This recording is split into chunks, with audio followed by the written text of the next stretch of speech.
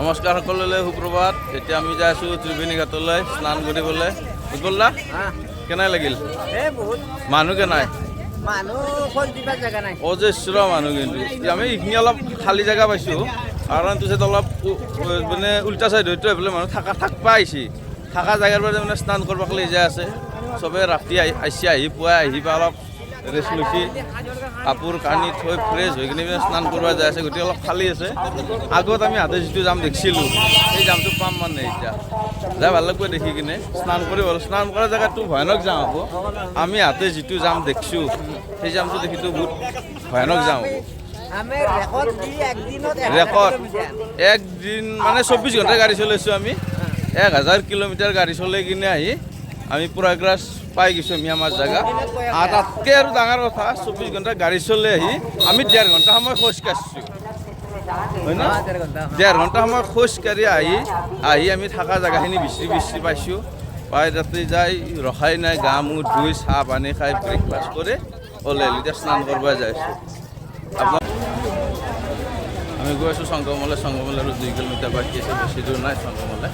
কিন্তু মানুহৰ ভিৰত সেইটো লানি মানে ঠেলা ঠেলি ঘণ্টা গতি পইচা কণ্ট্ৰল কৰিব পৰা নাই। ফেৰ ক'ত গৈ আছে চুৰিত ফিৰিছে মানুহ। মানুহৰ কেনেকুৱা ভিৰ! আমি যেতিয়া মানে আমি থকা জেগাৰ পৰা ওলাই আহিছিলোঁ সেই জেগাখিনিত মানুহৰ ভিৰ নাছিল। এতিয়া য'ত সংগম, য'ত মানুহৰ ভিৰ আচৰিত। কিন্তু এটা কথা আমি ভাবি চিন্তনীয় বিষয়, কিন্তু বৰ্তমান এইখিনিতে মানুহ আমি হাবা ধৰি খাইছোঁ। প্ৰথম বছৰত কেনেকুৱা ভয়ানক মানুহ আছিল। মানে আমি ছাকচেছ 24 ঘণ্টাত 1000 কিলোমিটাৰ গাড়ী চলাই আহি আৰু 1.5 ঘণ্টা সময় খোজকাঢ়ি আমি ছাকচেছ। আমি যিটো জেগালৈকে আহি আছিলোঁ ইমান দূৰ কষ্ট কৰি সেই জেগাখিনি আমি পাই গ'লোঁ। পাই যোৱা বুলি ক'ব নোৱাৰি। আৰু মোটামুটি 1.5 কিলোমিটাৰ আছে। স্নান কৰাৰ পিছত আমি সম্পূৰ্ণ 100% ছাকচেছ। বৰ্তমান আমি কিমান পাৰ্চেণ্ট ছাকচেছ? 99% ছাকচেছ। 1% বাকী আছে। স্নান হোৱাৰ পিছত 100% ছাকচেছ হ'ব। ফাইনেলি আহি মঞ্জিল পাই গ'লোঁ।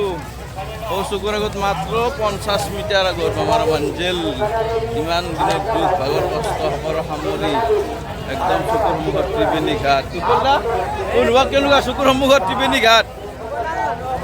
যিটো কাৰণে আহিছিলোঁ আমি, এতিয়া অনুভৱ কেনেকুৱা তোমাৰ ভাই? কেনেকুৱা লাগছে? ইমান কষ্ট কৰি আহিছিলোঁ আমি। সেইটো ত্ৰিবেণী ঘাট আমাৰ মানে 3টামান পিঢ়িৰ পিছতো নাপাওঁ। এই কুম্ভ মেলা হ'ব, মহাকুম্ভ মেলা নাপায় ইহঁতে। চাওক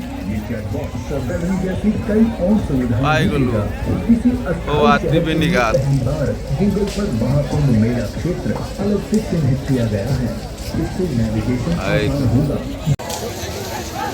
চাওক মানুহৰ সমাগম দেখিছেনে? যিমান দূৰলৈ চকু যায় তালে মানুহৰ মাথা বাপৰে ইমান মানুহ। আচৰিত দেই। मंजिल मिल गया हमको संगम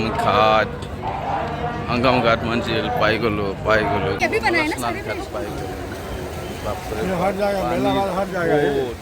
ইমান পানীৰ ৰ'দ দেখিলে পাগল হৈ যাব লাগিব। আৰু ইমান জনসমুদ্ৰ মানে ঠেলা খাই যাই আছোঁ। আৰু পৰা নিউজত চাই আছিলোঁ, শুনিছিলোঁ যে মানুহৰ ভিৰ কমিছে। এতিয়া যেন অনুভৱ হৈছে এইবিলাক হৈছেই নেকি? এইটো মানে মানুহ কমা নাই যেন অনুভৱ হৈছে। উৎপল দা, আমিতো নিজত পাইছিলোঁ মানুহ কমছি বুলি। ইমান মানুহ দেখি কিনে আৰু ক'ব পাৰি নেকি যে মানুহ কমছি? মানুহ কমা যেনতো অনুভৱ হোৱা নাই।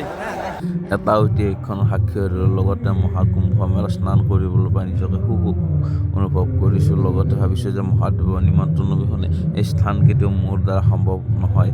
কাৰণ ইমান দূৰ দূৰণিৰ পৰা আহি বাইক লৈ আহি স্নান কৰাটো কেতিয়াও সম্ভৱ নহয়। এই সম্ভৱ কৰিছে কেৱল মহাদেৱ বাবাৰ কৃপাত। যদি এই ভিডিঅ'টো চাই ভাল পালে তেনেহ'লে লাইক, কমেণ্ট, শ্বেয়াৰ আৰু লগতে চেনেলটো ছাবস্ক্ৰাইব কৰিব নাপাহৰিব। ধন্যবাদ।